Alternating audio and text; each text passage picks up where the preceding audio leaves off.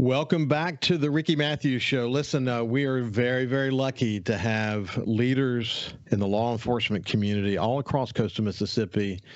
And Chief John Miller from the Biloxi Police Department is no exception to that rule. I mean, we'll get him back in the next couple of weeks because there's so much more to talk about. He's a terrific leader, and I enjoy spending time with him. Hey, so now let's shift gears. I'm really excited to have Nina Parihk, the director of the Mississippi Film Office, here with us again.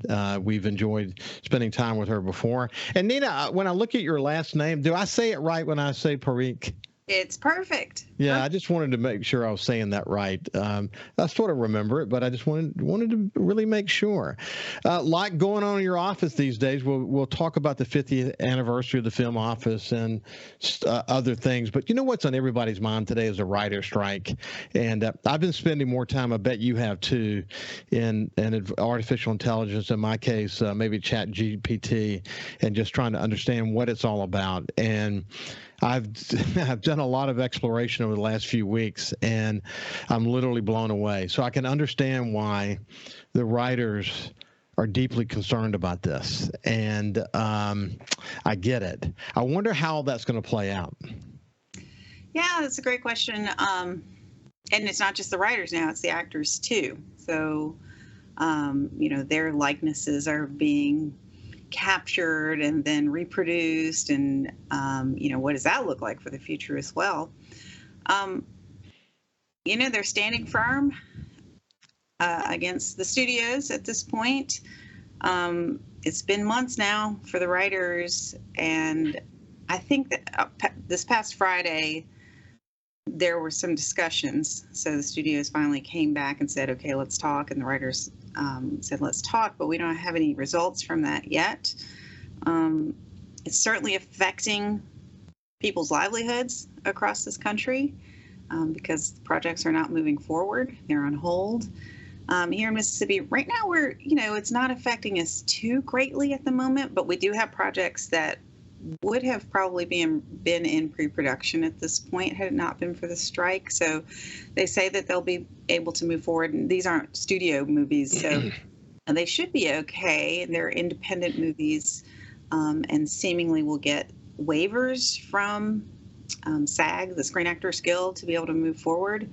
But, if it drags on past September, October, I don't know if we're going to get back on board with filming until maybe early next year. We'll see. But they have a lot to work out. And as you said, I get it.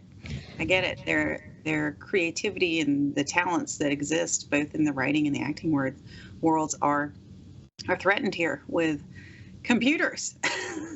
No, and it's very, very significant. I have a digital media background. I was a CEO in creating digital media companies, and I put a search in Chat GPT. I just did it while we're sitting here talking, and it's still writing. So it's so comprehensive that I can't. It's not allowing me to read it yet because it's still writing. But what I put in here was write a strategy for the Mississippi Film Office. That's literally all I said. Yeah. And so it starts out with Mississippi Film Office plays a crucial role in attracting and supporting film industry within our state to ensure the continued success. It is essential to develop comprehensive strategy to focus on key areas of market infrastructure development, talent cultivation, and industry partnerships. And then it really starts to break it down from there, enhancing marketing efforts, strategic strengthening infrastructure, cultivating local talent. It talked about the partnerships, streamlining permitting incentive programs, and blah, blah, blah. It's literally lengthy.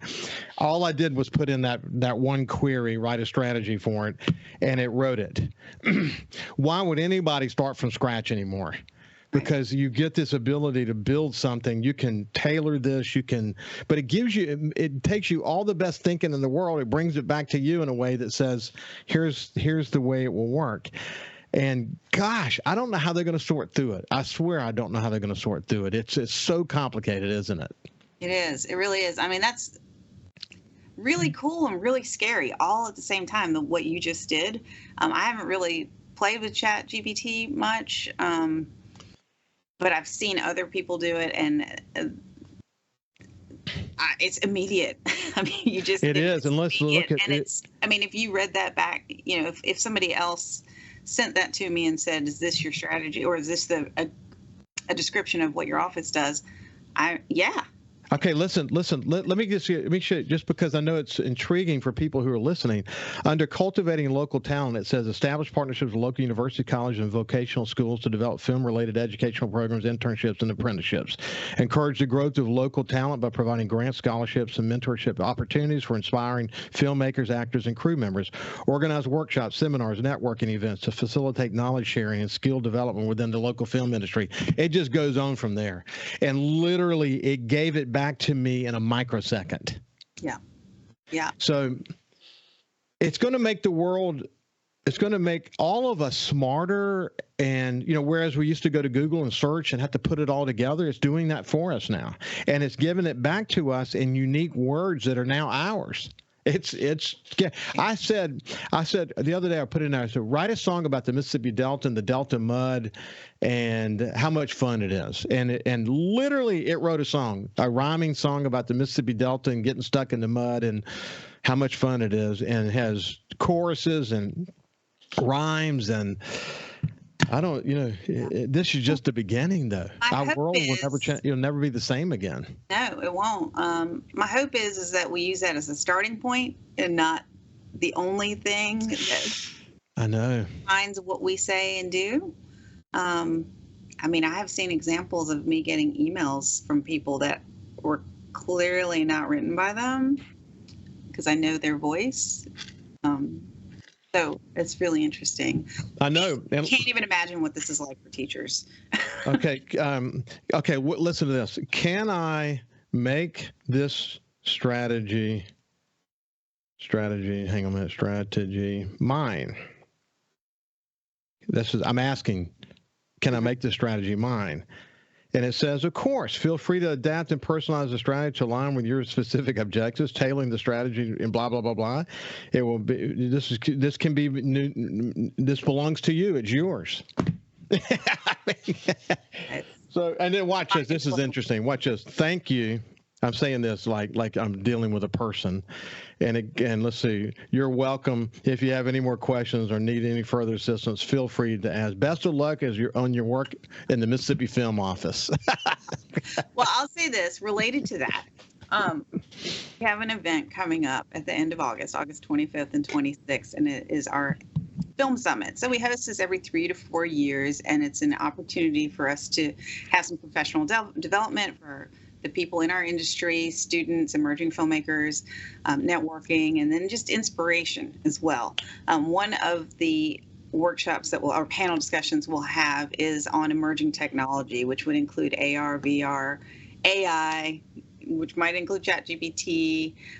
So we have some experts that will come in and talk about all of that and how that's going to be affecting us, and then how do we get work in those areas too. So, but listen, there's not a dull moment. I mean, you're a director who burns the midnight oil. You care deeply about the film industry in Mississippi. You've worked hard on rebate programs and all kinds of things that when sent. You've developed partnerships, just as I just read a few minutes ago. It could have been your plan, the plan you have now. And the office is celebrating the 50th anniversary. Mm-hmm, That's significant, isn't it? It is. I mean, we're one of the oldest offices in the world, believe it or not. I don't think that folks think about Mississippi as an innovator in the sector of media, but we actually are in that sense. So yeah, some 50 years ago, as of January 17th, 1973, we had an office established by executive order under Governor Waller. Charlie Allen was pulled together a board, and just had a board of these innovative folks, and they thought, you know what, we've got relationships in Los Angeles, and they formulated a plan that, you know what, projects can happen outside of Los Angeles.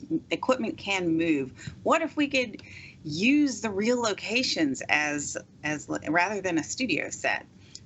To bring filmmaking to Mississippi, and that's exactly what they set out to do. And it's really interesting. We've been working on a documentary about the history of filmmaking in the state. And I've been talking to Walterine Odom, who was really kind of the de facto first director of the office. She kept that board together, kept them organized, but she really was the day-to-day director. And when I talked to her about how they created the foundation for this office and this industry in Mississippi, it's amazing that they said it so well, created it so well, that we still do those things. Isn't that awesome? And hand it down and hand it down and hand it down. And I'm fortunate to be connected to 3 of the former directors that were here the longest. So really cool. We're talking with Nina Parihk, who's the director of the Mississippi Film Office. And when we come back, we got a bunch of stuff to talk about, including what's happening in the southern part of the state as it relates to productions. We'll see you after this. Welcome back to the Ricky Mathews Show. We have my friend Nina Parihk, director of the Mississippi Film Office, and during the break, I was saying, man, we should have scheduled a full show. We'll have Nina back because there's always a lot to talk about. I mean, one of the beauties of celebrating the 50th anniversary of this unique film office, one of the oldest, if not the oldest in, you said, the world. That's pretty cool that we've been groundbreakers in that respect, is that it does give you a chance to reflect on why Mississippi's film office and why Mississippi in particular, culturally and otherwise, is so special, and why this is a great place to film movies, and why when directors and producers and film companies come here, they fall in love with this place, don't they? They really do. They really do. I mean, we have people that have moved here because they filmed here. We have people that work here and they create lifelong friendships. For example, we will get calls sometimes from people saying, "What's Matthew McConaughey working on in Mississippi?" Like, he's not working on anything. I think he's probably here visiting his friends that he made when he was on A Time to Kill. So that happens a lot. It's pretty amazing. Cal Penn also is one, the actor. He did a film here called Speech and Debate. I saw on social media, he was eating at a local restaurant and stopping here and there. And, again, he was not working on a movie here. He was just here visiting some friends. So it's pretty incredible. I think that I'll use one example, like The Help. The Help was here in 2000. When did they film? 2008, I believe. And one of the things that was so funny to listen to from some of the people that were working on it was they could have filmed that anywhere, of course, anywhere in the South. Obviously, Catherine Stockett's from Mississippi, Tate Taylor's from Mississippi. But a step further than that is that you got to be in houses that really... those were the houses they were talking about in the book. That's what Catherine Stockett was talking about in the book. These style houses, the heat, like you get the heat of the summer. They filmed in the summer. It was authentic. The actors could really feel it, and so it adds another layer of authenticity to a film that you can't recreate on a soundstage. You cannot. So I think that happens more and more. People want that authentic look, and it adds to the story in a way that you can't really explain in words. Yeah, I get it. I get it. My friend Steve Azar, Steve well, the music and cultural ambassador for the state, but his son was involved in a movie called Banality. Let me just say, I saw it at the Oxford Film Festival, completely blown away, and used locations in the Delta so beautifully, so beautiful. I hope that lots of people see that movie. It was really an important, beautiful subject matter, and it was, gosh, man, it was it was so extraordinarily well done. Yeah, the framing of the scenes. And I love the pace. I see the movies that have that kind of pace to me. I love it because it draws you in, and the writing is terrific. The acting is really good. It's a good example, but it really showcases the Delta indirectly because it's a serious movie, but I felt the same way as you did about it. Just terrific movie. Well, let me say that Steve called our office and he was like, my son has this film that he's trying to do with his friends. And I was just wondering, what kind of help and blah, blah, blah. So in the way that I guess I received that was like, it's just my kid doing this little thing. Right. And they basically came for the summer. There wasn't a whole lot we could do in terms of financial support because the budget was so small. So it didn't qualify for the rebate. But, in my mind, based on what Steve said, I'm picturing like a short film that, college students, that's kind of what and then cut to the Oxford Film Festival earlier this year, and I sit down to see Strack's film, and I was blown away. I thought Steve just undersold this so much.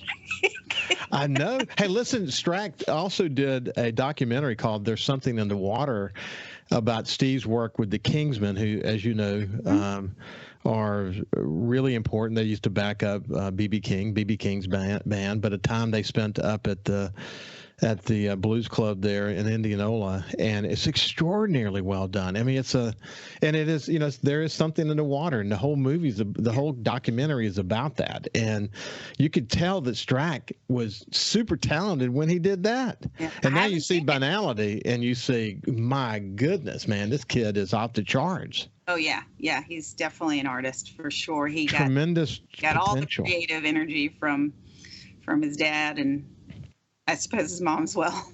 Yeah, no. I mean, they're a power couple for sure. Listen, we didn't get a chance to talk about some of the projects that are happening in the southern part of the state. So what we're going to do is I'll get Cammie to reach back out to you, and we will reschedule time that we can spend some quality time together. In the meantime, actually, go play with some AI.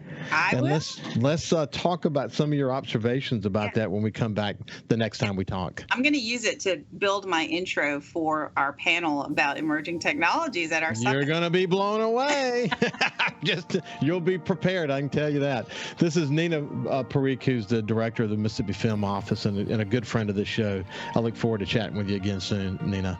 Thank you, Ricky. Have a great day, and we'll see you tomorrow.